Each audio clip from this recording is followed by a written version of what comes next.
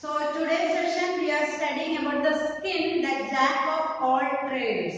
So what is meant by the jack of all trades? Yes, you can see that the skin is the master of many tasks or many works. Skin is performing many works, so it is called as the jack of all trades. So it is when you are thinking that from head to foot, you can say that the skin covers our body.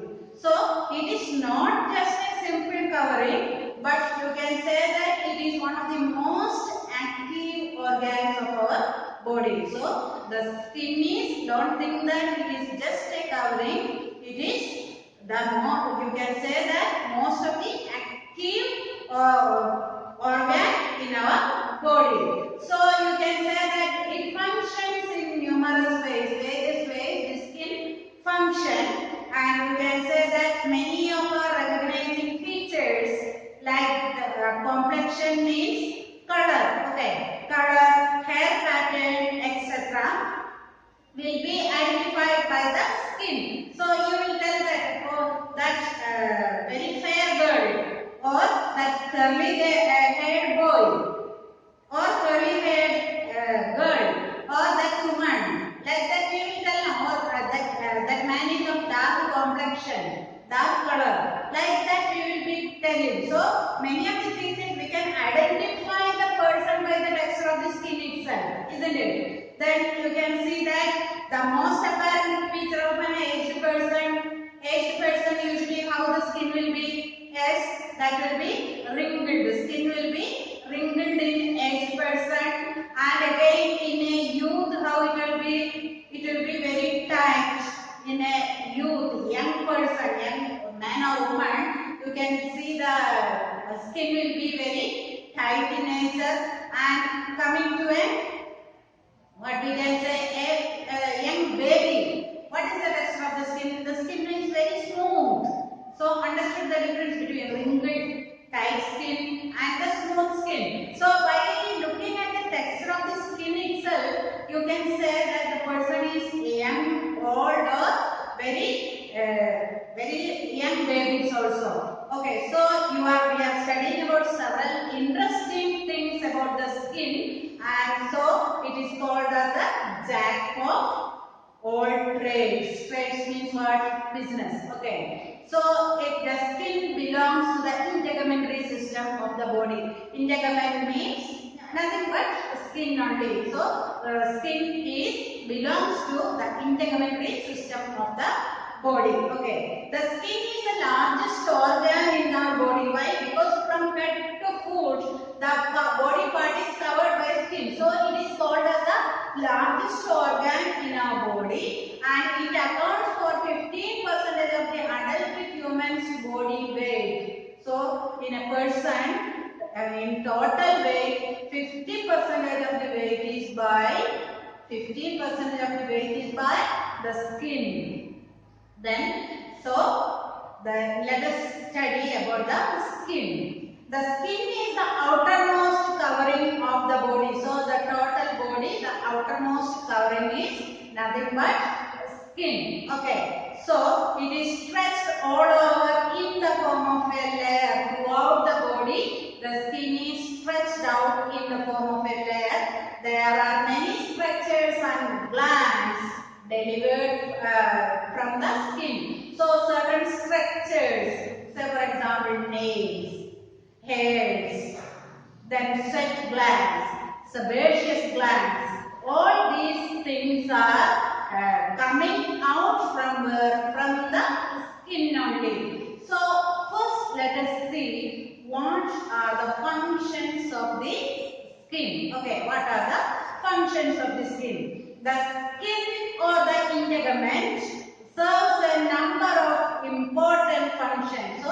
otherwise skin, otherwise called as what? Integument, and some important functions it will do. First function of the skin is nothing but protection.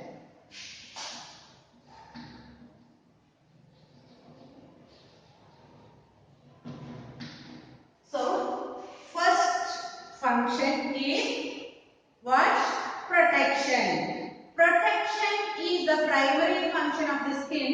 It affords protection to the different ways. So, how the skin protects our body? There are 4 different ways by which skin protects our body.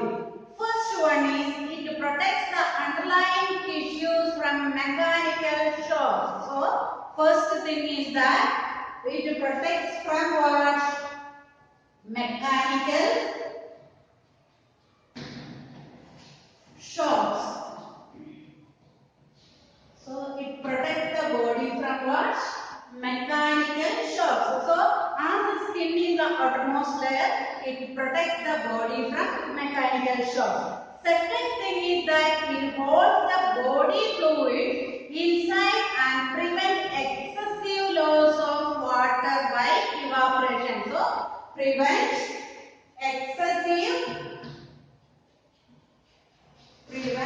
excessive loss of water by evaporation means usually by sweating. It won't allow more water to evaporate from the body surface. So next thing is that it prevents the entry of harmful disease causing germs. So third, how it protects? Prevents what? Disease causing germs.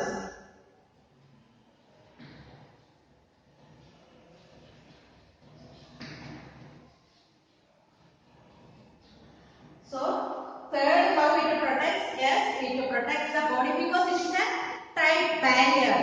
It won't allow, to a certain extent, you can say that the skin does not allow this microorganism or disease causing germs to enter into our body. And what is the fourth way of protecting? It protects the body against the excessive ultraviolet rays, and this is UV rays. Ultraviolet rays means UV rays, which is very harmful to the human body. Okay, so prevent ultraviolet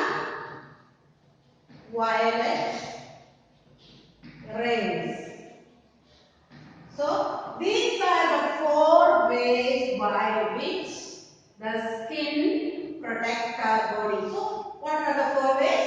First one is it prevents the mechanical shocks as it is completely covered. It prevents the mechanical shocks. Second one is prevent excessive loss of water from the body by evaporation. Third one, prevent disease causing germs. And the next one, it prevents the ultraviolet rays to fall inside the body. So these are the 4 ways by which you can say that skin protects our body. Next, second function of the skin is sensation.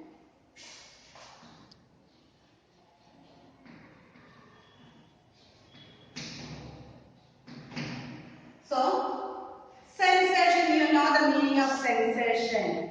How you can see that anybody touch you. It is one of the sense organs, isn't it? So, from the skin you are getting that sense, isn't it? Anything pain comes means somebody is pinching you. That pain sensation you will be getting. Again, touch, pain, pressure, heat also you will be getting through the skin, isn't it? So, it is act as a sensing organ or sense organ by which are the feelings we are getting through the skin? Yes, touch, pain, pressure and heat. So these things we are getting through what? Through the skin only. And third function of the skin is temperature regulation.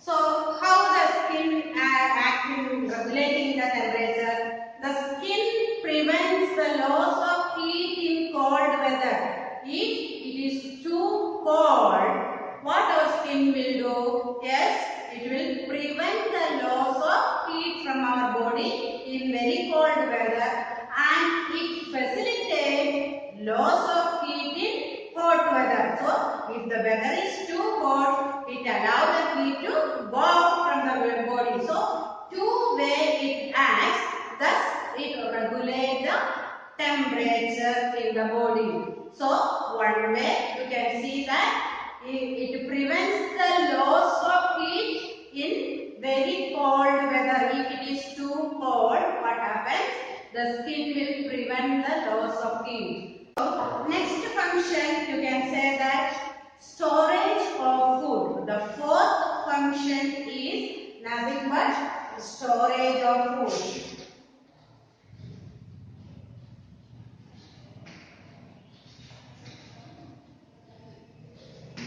So, what is the fourth function? Yes, nothing but storage of the food. The skin stores reserved food in the form of a layer of fat contained in special cells. So, how skin acts as a storage of food? Yes, skin store reserved food in the form of what? In the form of fat. Nothing but under the skin, you can see that the fat will be storing. Thus, it can act as the storage of food. And what is the fifth function? It is nothing but excretion.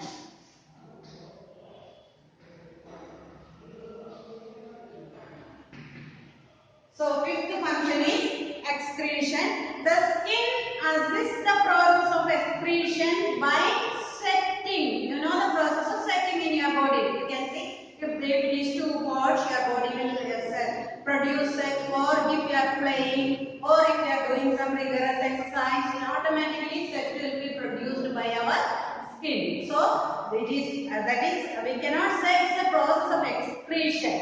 Okay, it is the skin just setting out, and so along with the set, what are the things going out? Water, salts, and to a very limited extent urea. So in this set, what are the things present? Water is present, then certain salt will be present, and along with that a very limited amount of urea also will be going out. And since sweating from the skin occurs mainly for temperature regulation, we cannot really consider the skin as an excretory organ. So, I told you already that the skin, the process of removing the sweat or sweating, we cannot consider it as an excretion. Why? By sweating, actually what the skin does, yes, it regulates the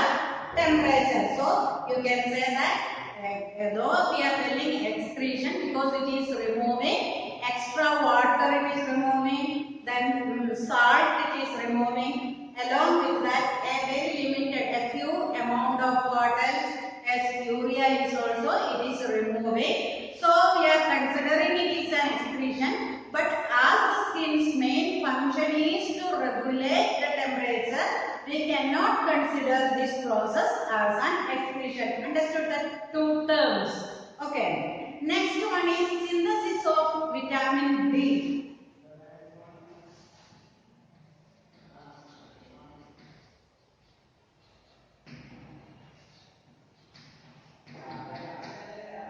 So, synthesis of vitamin D. As you know, usually you are hearing that if you stand outside for minimum for a certain 10 minutes, your body is capable of synthesizing vitamin D from sunlight itself. So, it is especially now it is a COVID season, all are staying inside. But at least minimum a period of 10 minutes, your skin should be exposed to sun for easy synthesis of what? Yes, vitamin D. So, the skin can synthesize vitamin D when exposed to sunshine. This is a minor function and the mechanism is not yet fully understood. In fact, too much of cause what?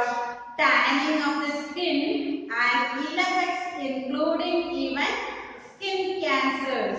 So, for fully if you are standing from morning till evening, sometimes you will not be able to bear that situation, standing fully in the sun.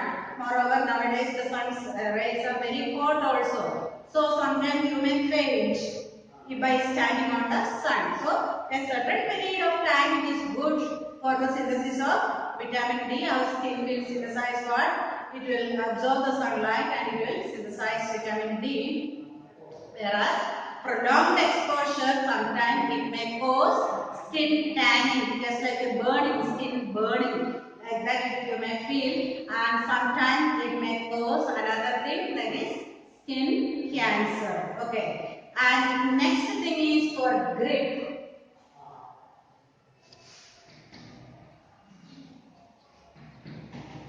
So, grip means what? Holding. So, the skin of the fingers and palms form ridges and grooves, which provide a more efficient grip. So, you can see that in your hand palms, the certain lines are there. Okay, that we can call it as ridges and grooves instead of plain.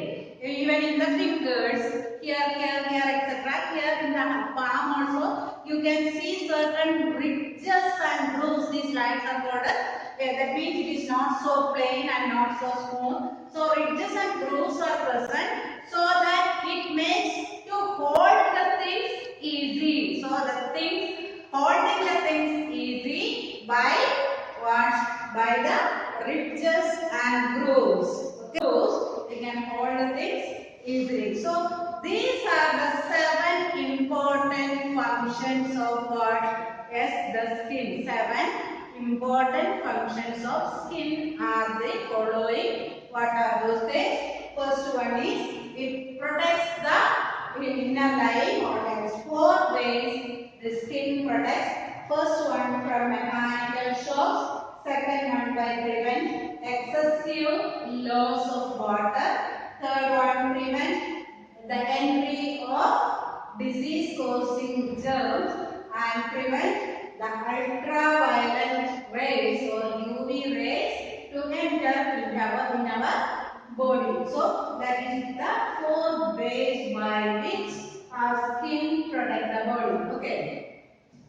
Second one is sensation. That's what are the senses you are feeling? Yes, the senses of touch, pain, pressure, heat. These senses you are getting by skin itself. And third function of this skin is that a temperature regulation. So skin, if it is in cold weather, very cold weather, you can see that it won't allow the heat to go out from our body, and again if it is very hot weather, it allows the heat to go out from the body. Okay. Now the fourth function is the storage of food. That means a layer of fat is there below the skin. Thus it serves as the storage of food.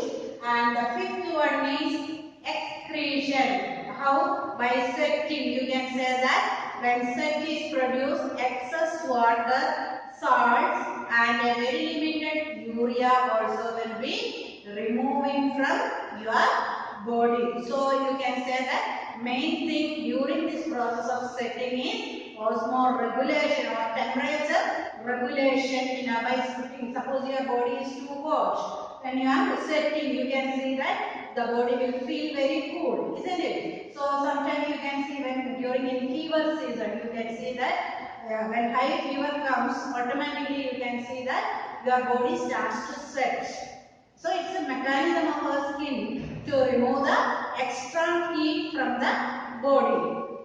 So that is, so we cannot consider, because it is the main thing what through this sweating, the temperature regulation happens in the body, and so we cannot call it as excretion. Next function is synthesis of vitamin D. Means in the sun, if you are exposed to sun, skin is exposed to sun nearly for 10 minutes, what vitamin D is needed by our body can be synthesized by the skin itself.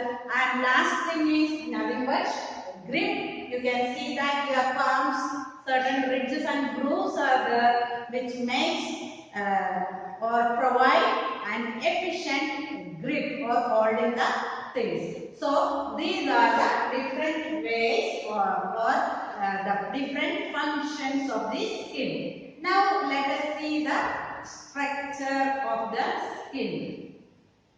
Okay. So the principal component of human skin is as follows. So mammalian skin or human skin we are studying.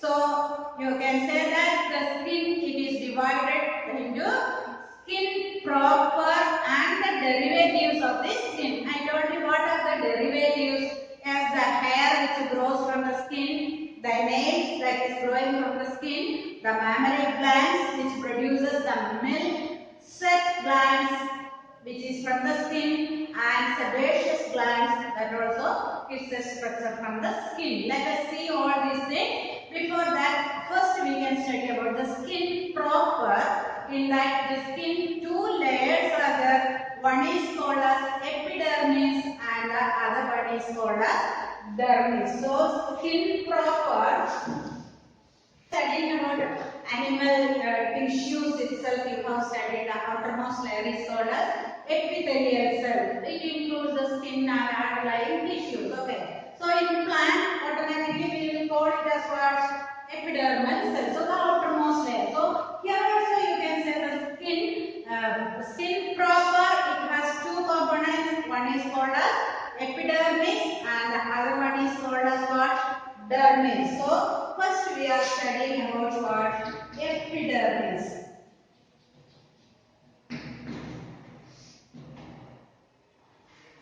So from the name itself you know it is the outermost layer of the skin. The epidermis is the outer thinner part of the skin. You don't think that epidermis is so thick. It is very thin structure and it is formed by a stratified epithelium. Epithelial cells you have studied.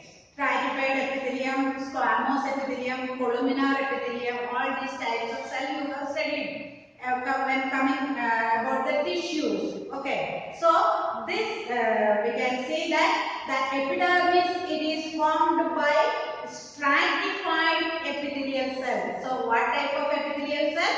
It is stratified epithelial cells piled up layer after layer. So one after another. So after each layer you can see that these epithelial cells, that is stratified epithelial cells are present. Then at the places where the epidermis becomes thick and hard, and on the palms and the soles you can see that this region especially on the heels also, see the palm region, the skin, you can see it is bit thick, and under your feet also you can say the sole region, that is called as sole under your feet, that also it is become bit thicker, and there it is devoid of blood vessels and at all places, and the epidermis shows three regions. So for this epidermis you can see that total three regions are there. Middle layer is called as what? Granular layer, and the third one is called as malpighian layer. So these are the three layers of the epidermis. So epidermis consists of three layers. First one is called as cornified layer, otherwise called as what? Stratum corneum. Okay. So stratum corneum, otherwise called as cornified layer, outer cornified. This is the outermost layer. Second layer is called as what? Yes, middle granular layer, and the third one is called as malpighian layer. The middle layer, that is nothing but what? Granular layer.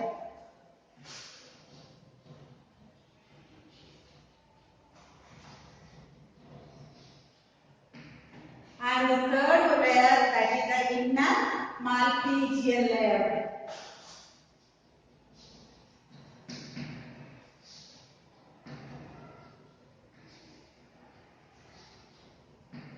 So these are the three layers. So first we can study about what? Yes, that is about the cornified layer or stratum corneum. So stratum corneum or cornified layer. It is the outermost layer consisting of several piled up layers or flattened dead cells. So outermost layer, that is flattened dead cells, that is made up of what?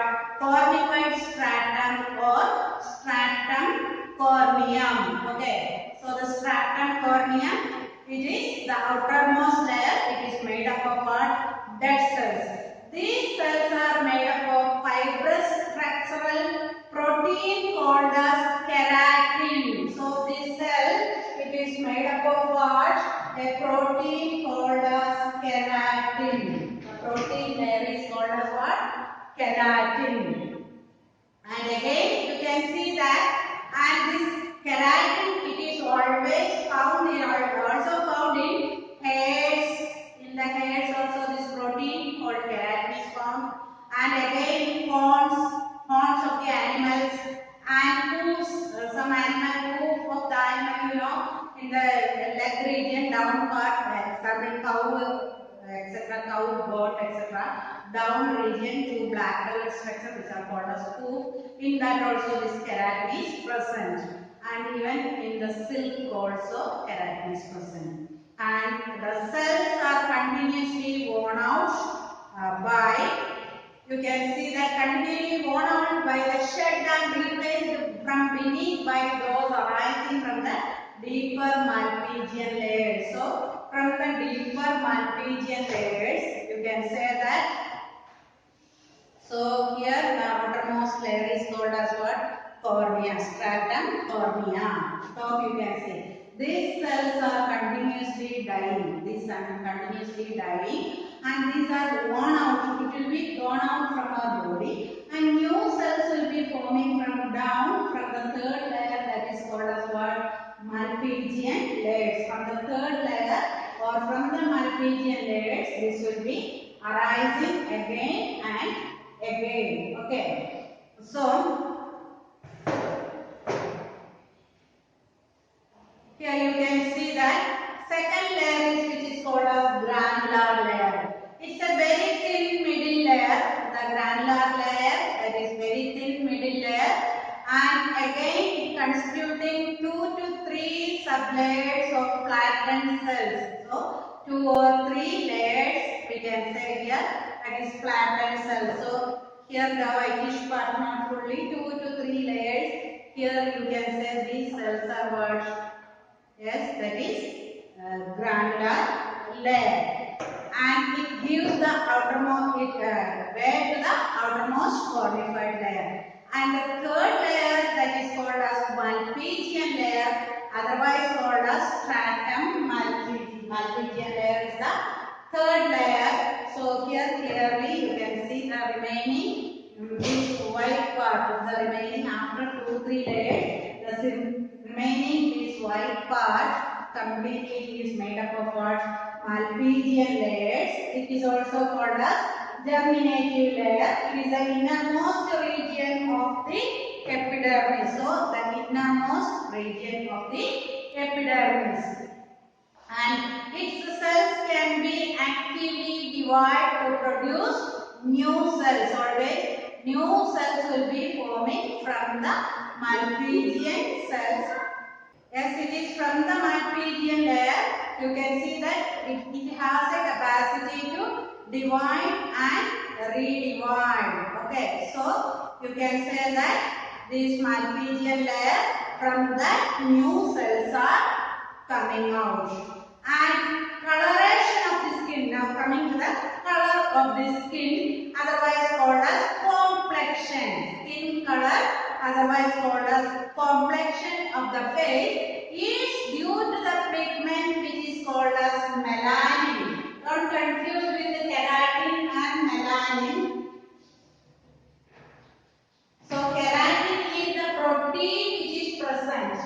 in the this skin. Whereas melanin is the coloring pigment. Melanin, it is the coloring pigment present in the this is present in the Malpighian layer. So this melanin, it is present in the Malpighian layers. Okay.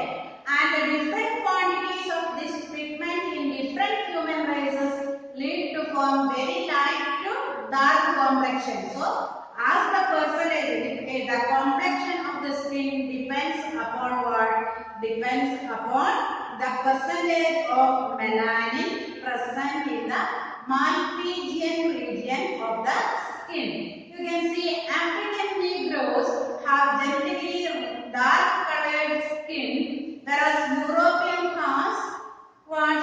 They have a light colored skin which is called as whitish, and whereas Indians are intermediate colors which is called as sweetish skin. So all these are whether the skin is darker, lighter or wheatish. You can say that that's all due to the percentage of melanin present in the Malpighian region, that is the third layer of the outer epidermis. Okay. And in fair colored people also continued exposure to sunlight. The face or the other parts of the body become tanned, but revert to original condition when the exposure to sunlight is cut down. Usually you can see in European countries and all, they are very white, complexion is very fair, they are very fair in nature, and usually in summer season they will go to the seashore and all to get a darker tone to their skin. Okay, so they will be happy with a darker tone and they will be going, and the skin a little color change happens, but once this exposure to sun will be cut down, they will retain back their original color. Okay. So that's all about the what is epidermis, which mainly consists of three layers, that is cornicoid layer, granular layer and Malpighian layer. The skin pigment acts like an umbrella to protect the inner parts of our body from harmful effects of the ultraviolet sun rays, which may cause skin cancer. So you can say that this skin pigment, it acts like an umbrella, and so that it protects the inner parts of our body. How? While the protection part comes as a function. I told you to protect the body from the harmful ultraviolet rays to enter in the body. So what happens? This may cause what? Yes, skin cancer. So skin ultimately act like an umbrella. So the two abnormal condition of the skin pigmentation, the color of the skin, two abnormal conditions are there. One is called as leukoderma. So leukoderma, this is important.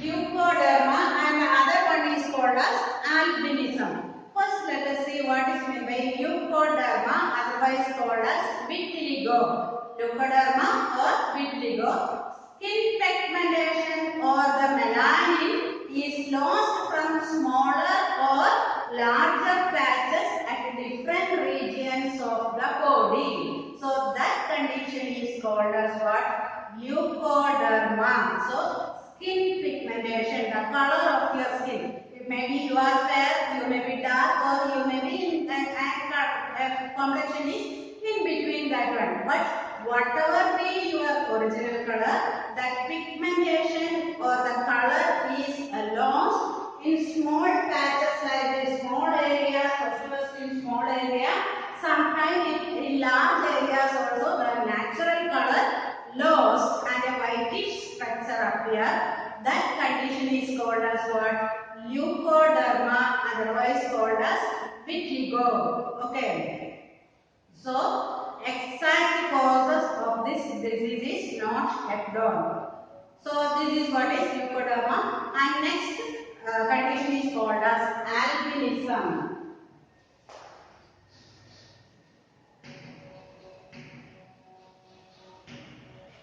Albinism. So you can say that what is meant by albinism?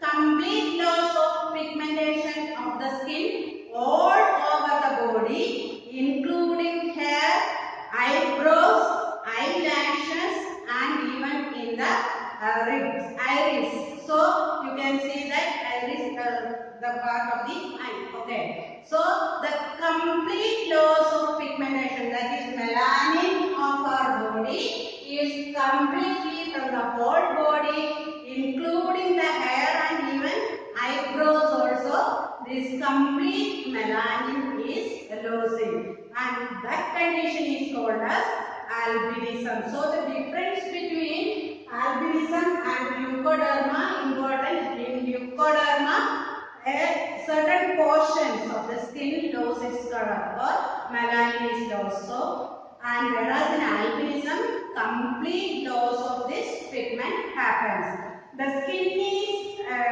those whose skin is affected, their skin will be turned into pinkish in color. Why the color comes pinkish? Because the underlying blood vessels will be there now. So because of that, you can say that the complete pigmentation, the natural color will be lost, and the skin becomes somewhat pinkish in color, and because of the underlying blood capillaries. And albinism is a recessive trait caused by due to inheritance. Sometimes parents are having this albinism. Children also may get this albinism. So, an albino couple means both the husband and wife both are having what? This albinism. You can say that definitely they will produce what type of children? Yes, albino children. In their skin, the total loss of pigmentation will be there. Okay. So that's all about dermis of the epidermis of the skin, that is its parts. Three parts are there: granular layer, Malpighian layer, and the cornified layer. Outermost is cornified, next is granular, and the innermost is what? Malpighian layer. And the keratin is the protein present, whereas melanin is the pigment that give color to the skin. Okay, and the two abnormal condition of the skin pigmentation, one is called as leukoderma and the other one is called as albinism.